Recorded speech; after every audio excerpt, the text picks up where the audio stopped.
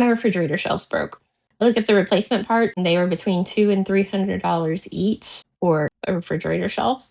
And I bought this refrigerator secondhand and paid, I think, $200 for the whole refrigerator.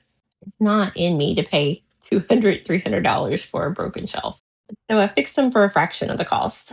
These wire shelving, this is made to go in your closets, was $40 for one piece, and I had them cut it to fit. So this is now what my refrigerator looks like for $40 instead of between $400 and $600. So this repair really got me into decluttering. So stay tuned for part two because I'm about to get vulnerable.